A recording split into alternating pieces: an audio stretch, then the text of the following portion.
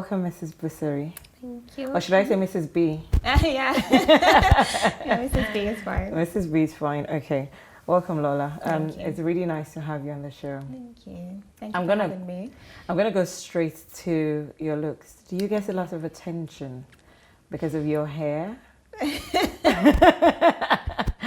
Because it's blonde. Yes, I wasn't gonna let that go. Sorry. When I used to take public transport a lot earlier, but I'm always in my car nowadays. So. Okay. I know you have a blog, which is called MisSBusuri.com. And we'll touch on that as we go along, because I think that's actually a very inspiring blog. I have been on it and I've read through.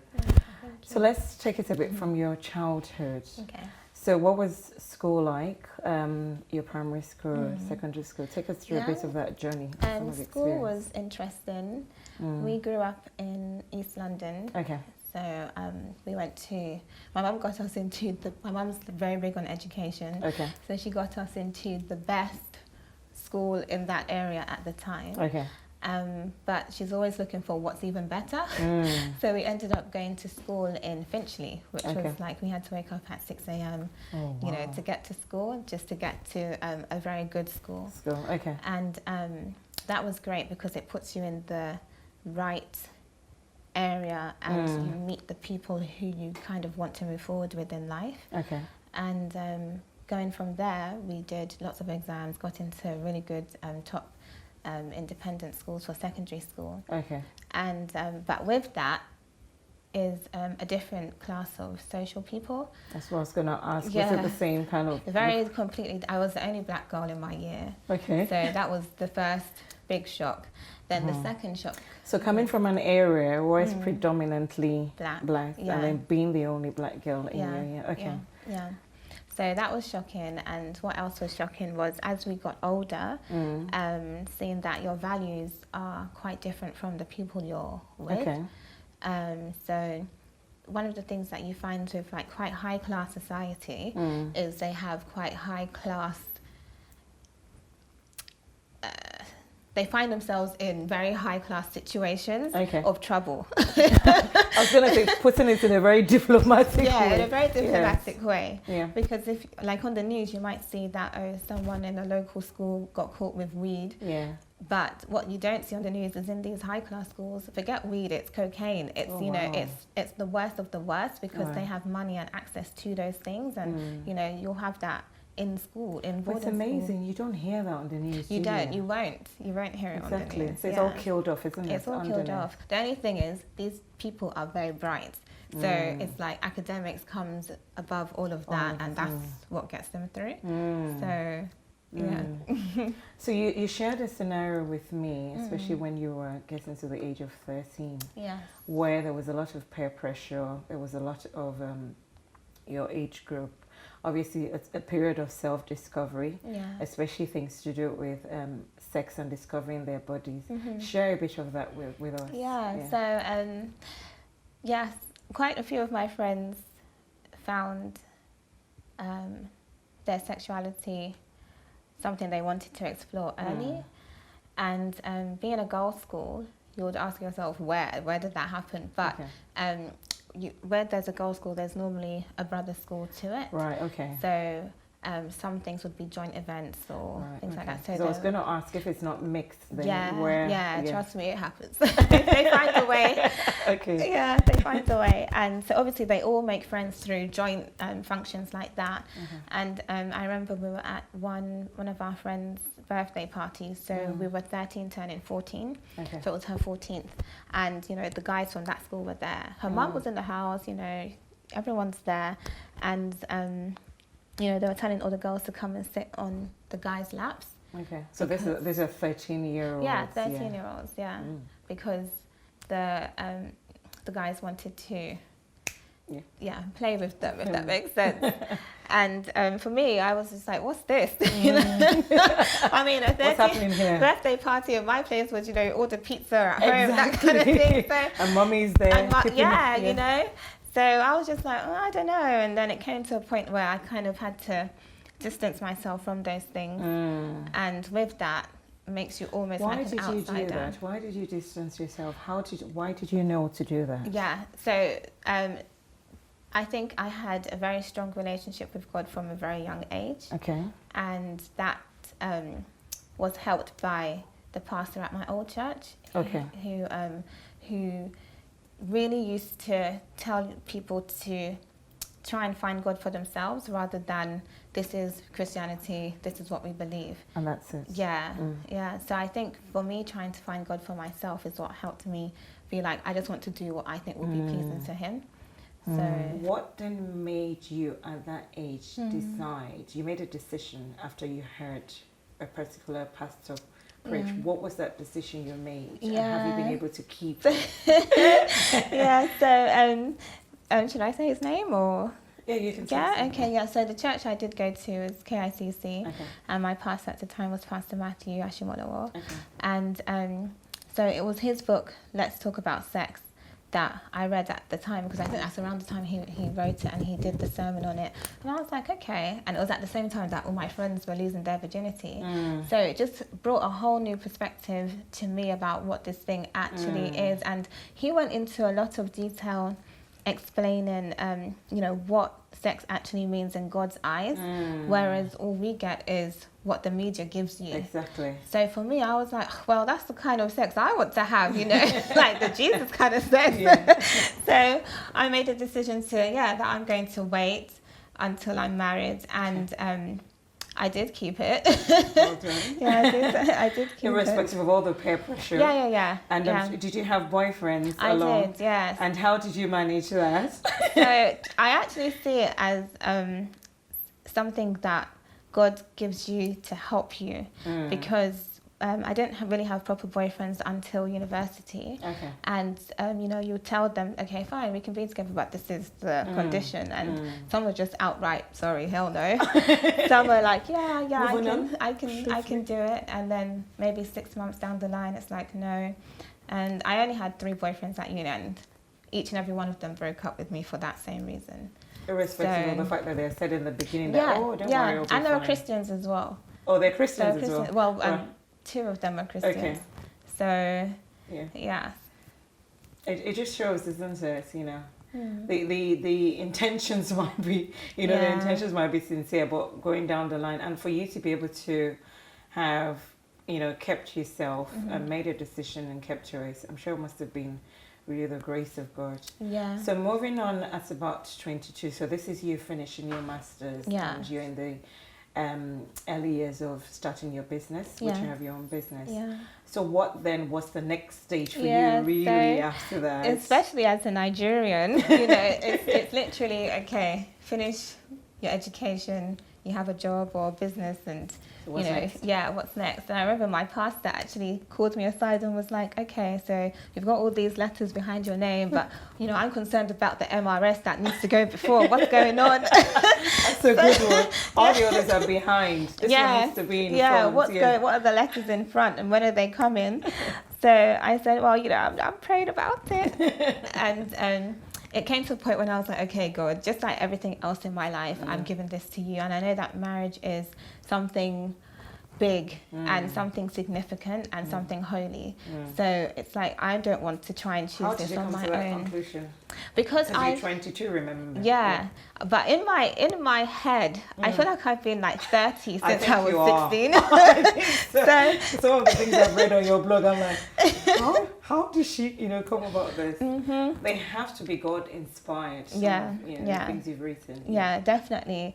And like when I was a teenager and I was reading through the Bible, that's when I developed, it's like my gifts, which is hearing from God, and God will tell me things and show me things. So when it came to marriage, I knew that I wanted God to show me that as well. So I did a week of prayer and fasting, specifically just for God to give me clarity and to show me who my husband is. And, I don't want to choose on my own. And, so I started on a Monday. I finished on a Friday. Okay. And on the Friday is when my now husband contacted me. So... Really? Yeah. So I knew it was definitely from God. But then there were still so many other challenges we had to overcome between then and when we actually did get married. Okay. Yeah. So how long was the courting for? Wow. So that was 2010. Okay. We got married in 2013. Okay. We actually got engaged in 2012. So it was like a 2-year struggle that we had to overcome. What was the key thing that was holding you back? The key thing was the fact that he was actually Muslim. Yeah. So God sent you Yeah. someone that was a Muslim. God sent me a Muslim. And what does the Bible say about being The Bible says, do not be unequally yoked. So how did that work out in your head, especially knowing? Yeah. Okay, so whenever I do speak to people, I always tell them, listen to what God says to you, listen to what his word says to you. And as much as mine is a testimony, that's my testimony. So if the Bible says do not be unequally yoked, do not go out there looking for someone of a different faith in the hope that you can change them. Even within the church, do not be unequally yoked with a fellow Christian is totally possible, because Christians are Christians, but that's just the name, it's the spirit inside. The way that I try and describe it is like if you have a jigsaw puzzle, they're all different pieces and they all make up the whole picture, but not every piece is supposed to connect with the piece next to it. And that's how I see marriage, and that's how I see being unequally yoked. So it was a big issue in my house, especially as my father was a minister as well. So yeah, but the thing is, and there was a lot of times when I was just like, God, why is this happening? But I really feel that struggle is what birthed the relationship I have with God now, because up until then, he used to show me things and like maybe dreams. But after asking him, why would you bring me this person, is when I saw Jesus for real. And that's when an angel came to my bedroom and told me, God can see that you're worried, but he wants you to know that this is the person who he's chosen to be your husband, and he is going to find Christ, but you are not allowed to tell him. God is going to show him. And it took 2 years for God to show him. So you're not allowed to try and convert him No, yourself? I didn't tell him anything. Jesus will come to my bedroom. He'll take me on trips to heaven at 3 a.m. every day. And every time I came back, I'd have to write down what he told me. So I told my mum and my dad and my sister all of these things, but never him until the day 2 years after, when I brought everything out and showed him. So did that marry with what he was going through? Well, he didn't actually have his revelation until June 2012. Okay. So, yeah, so it was then that I showed him everything. Yeah. Okay. So give us an example of some of the things that... Some of the things God told me, well, back in 2011, he told me about my future children. And at that time, I wasn't even thinking about children. And till date, the way that my son was born is exactly the way how God said it would happen. Back in 2011. So then your marriage went on. In terms of childbearing, did you have any issues? We did, yes. It's as if, the devil keeps trying. But seriously. God just keeps pulling you through. Yeah. Share that with us also. And I know that also in the process, you've also written 2 books. Yes. Just to talk about your experience. What were those 2 books and what are they about? Okay. So the first was launched at my 25th birthday, which is Papa's Little Girls. And on that day we actually had the school that I went to that I mentioned is very like top private girls school, and the way how I got there was through bursary, which is when you have assisted funding. And so we donated the money from that book to fund a place for another girl to go to that school, because I know that that's something that really benefited me. And a lot of the issues that I saw whilst I was at the school that affected girls, so some of them were involved in domestic violence, or their parents were, or some of the issues that come up in the book were things that I saw happening around me. And whilst that school was a school of the world, if that makes sense, I wanted to make it clear that, Christ is still there to, no matter what any woman goes through, they still have Christ to hold on to. So and you're so passionate about that, looking for ways in which, you can make available funds for those who are not able to. Yes. And you're always looking at ways in which you can do that. Yes. Excellent. Yeah. It's really brilliant. And you're not even 30 yet. No, yeah. So for my 30th, that's what I want to do. It's so for not just for one place, for to raise as much funds. It's going to be called 30 at 30.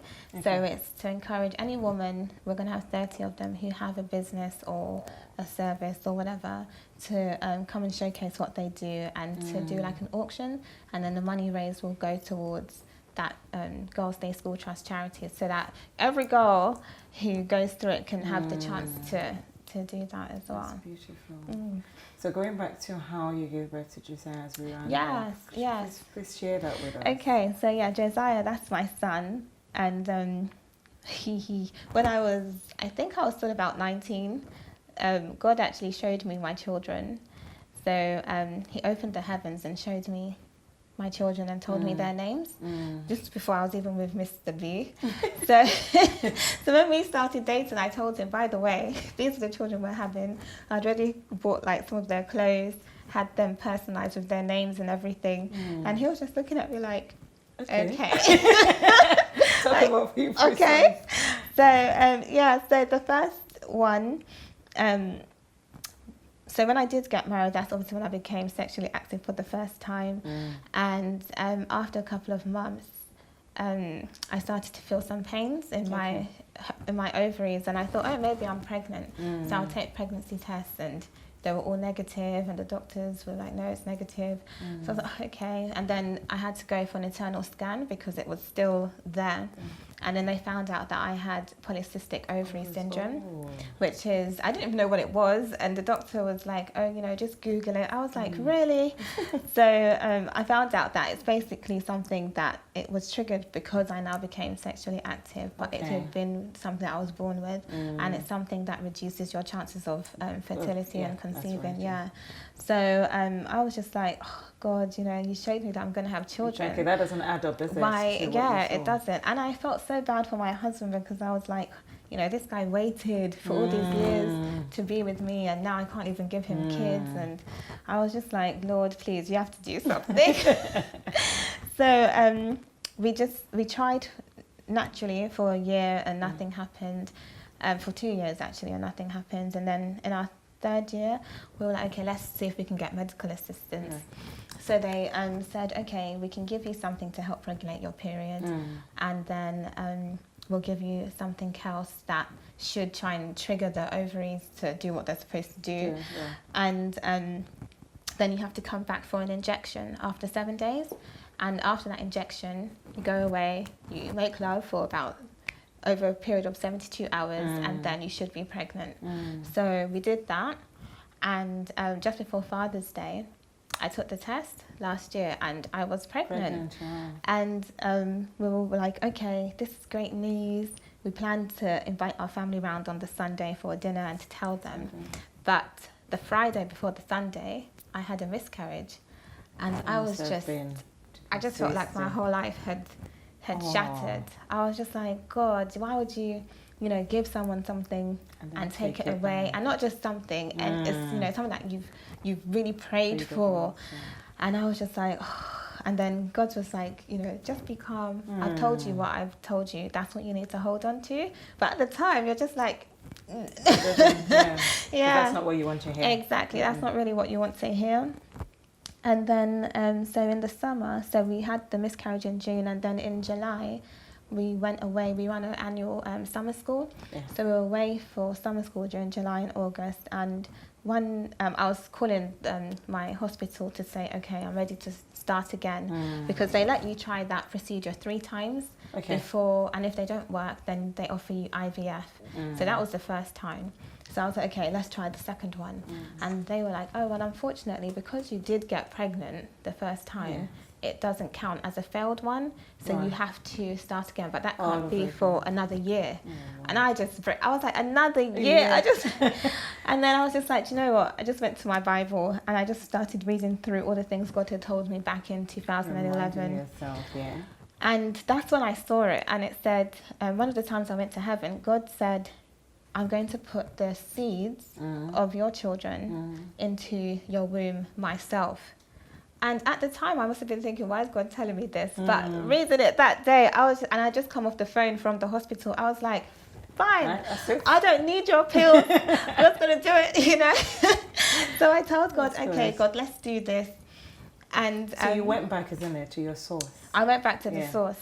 And as soon as I finished reading that, one of the little children who we were teaching knocked on my door.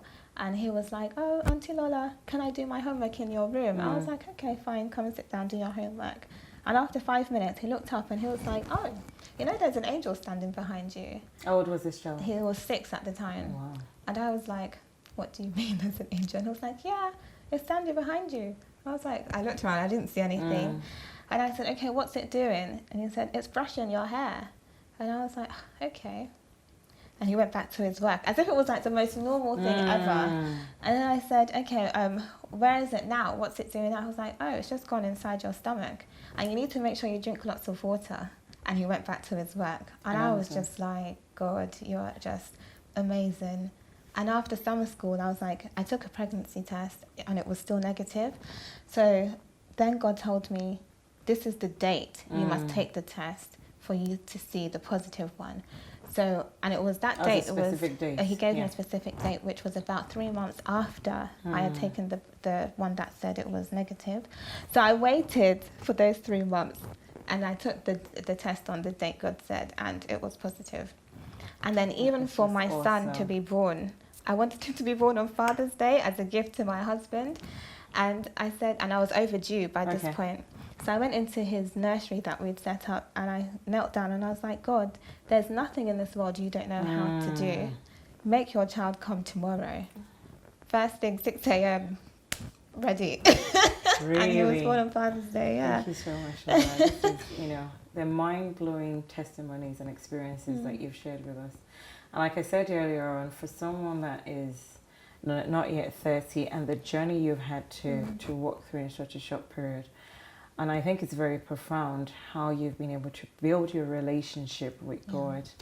And, you know, it's so obvious that with you, you know, the sky is not even the limit where God is going to take you. Thank you. So thank you for coming on the show, and thank you for being such a blessing to us. And I do hope that many young ladies out there and young girls, because you started really from the age of 13, will be able to get a lot from this. And also parents, you know, definitely parents being able to, you know, build a relationship with their children and explore these things that they find outside. Yeah, definitely. At home with your parents and with God first. Yes.